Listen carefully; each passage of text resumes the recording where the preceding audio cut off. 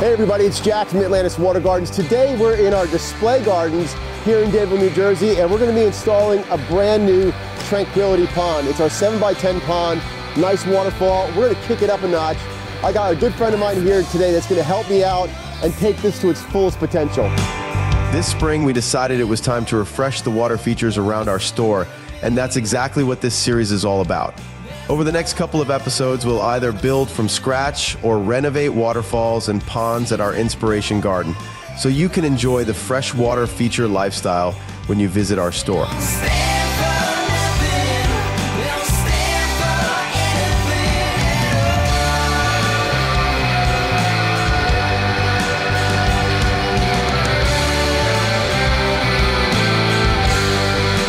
This is a transition area in between our walkways up to the rest of our ponds and gardens. Right here, we're gonna put our 7-foot by 10-foot pond. We're gonna start a waterfall back there by the retaining wall, leaving the caps of the wall as a backdrop. I wanna get a couple cascades in here, maybe 2 or 3, something where we get a little bit of twisting and turning before it hits the pond. We're also gonna be incorporating one of our Firebowls on the edge, so that's our Firebowl right there. It's going to be an added waterfall over here on this far side, and I want to bring some of this Bluestone flagging right up over the edge of the pond, so it's going to cantilever probably in this edge here. We'll also be adding a fish cave, underwater lighting, aquatic planting. We're going to give this one the works. Now, the purpose of our display gardens is giving people a place to come in and envision what could possibly fit in their yard. We've got different sized ponds here, waterfalls, fountainscapes, a whole variety of ideas that people can now take home and kind of imagine in their space in the backyard. What I love about the pond we're going to build today is I would consider this a patio pond. It'll fit in just about any backyard, and it's going to give the opportunity to have aquatic plants, a beautiful waterfall, and a low maintenance body of water. First thing we're going to do is lay out our 7x10 footprint. Then we can place where our Waterfalls and Skimmer are going to go and start digging.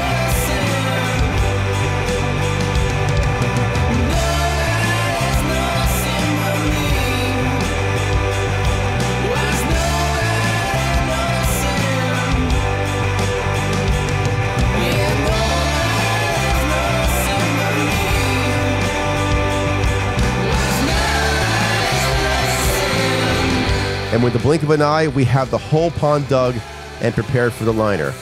Well, for you, it was a blink of an eye, but we had to do quite a bit of digging with our tools to get it done.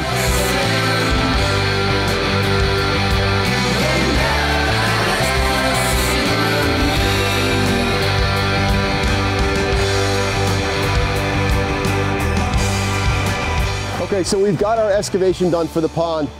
There are 2 shelves. Well, there's 1 shelf and then there's a bottom. So this shelf here, we set at 12 inches below water. The total depth of this pond is going to be 2 feet. And then we went down to our max depth at the bottom.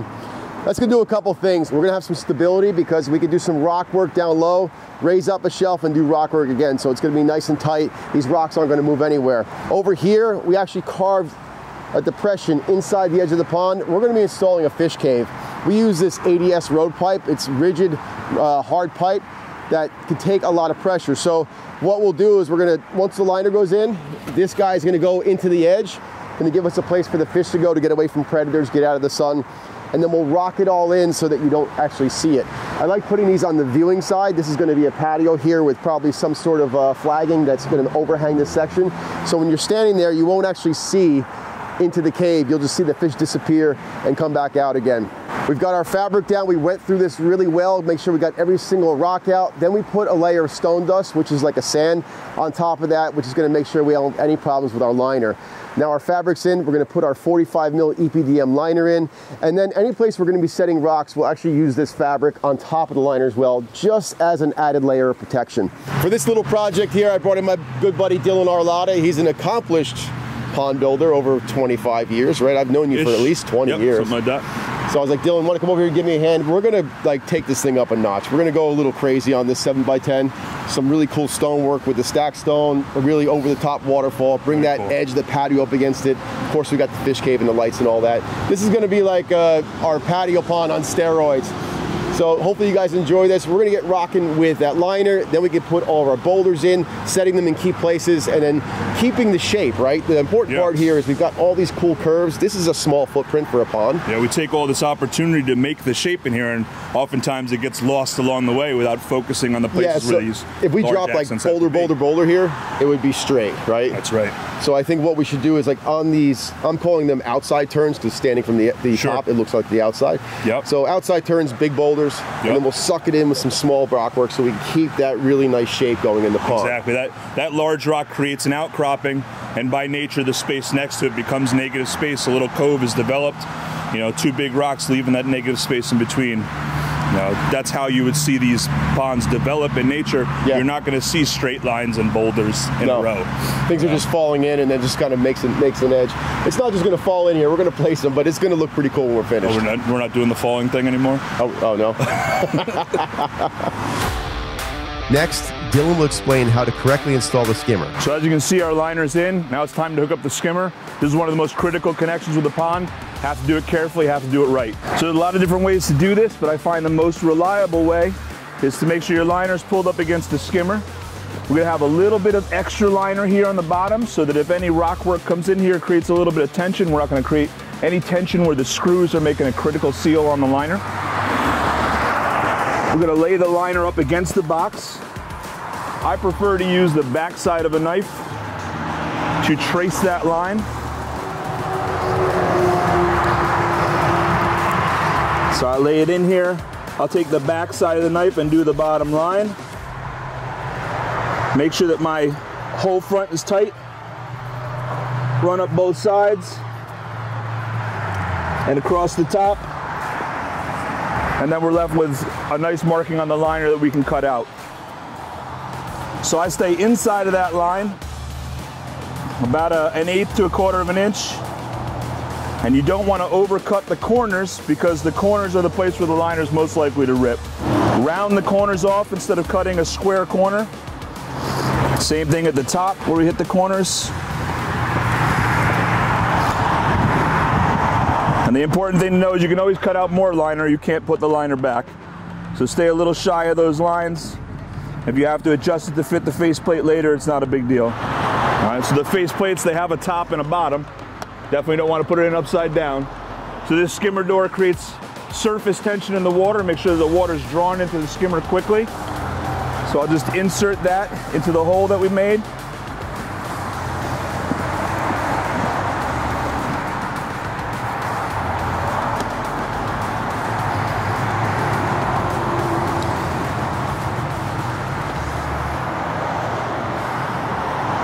At this point, I'm just going to check that fit, make sure everything lines up well, get all of our folds in the liner out of the way so that when the time comes to put the silicone on and make the seal, we don't have any disruptions.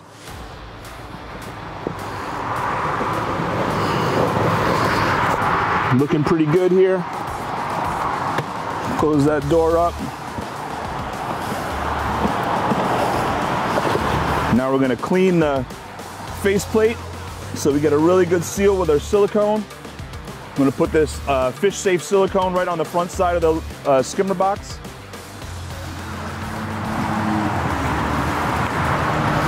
Some people use rags, that's what I think a long sleeve shirt is for.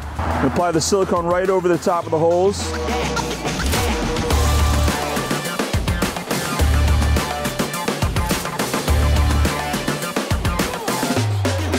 And we want a contiguous line of the silicone so there's no breaks in it. This is what's going to make sure that all the water stays within the system and not leaking down the front side of the skimmer, which is definitely one of the hardest places to find a leak. We'll insert the faceplate back in. Just double check the front to see we have no folds. And then I'm just going to lightly press the liner against the box. The silicone is going to kind of grab that liner and keep it in place. Hands off and everything seems to be in the right spot.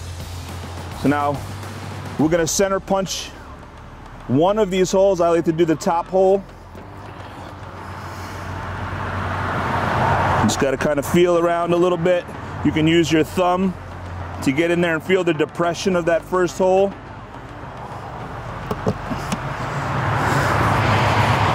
Get that lined up. We're gonna put our first screw in. We're not gonna tighten it down all the way.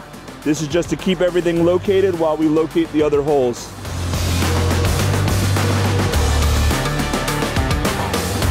So get the first screw in. We're gonna locate our other top hole. Should be a lot easier to find. You can kind of probe around with the screwdriver. There it is. I can feel it go in a little bit. Poke it in, leave it in, grab a screw. Press the faceplate against it. Pull your center punch out and find that hole. And we're gonna repeat this process for all the holes. I like to do all 4 corners, get all the screws in there, and then we're gonna tighten them down uniformly so that we don't have any areas where it's not pressing down the liner perfectly. After that, we continue setting all the waterfall rocks. This part takes some time and precision to ensure everything is perfect. Most of you know how the rest goes, so let's speed up the pace and show you the final creation.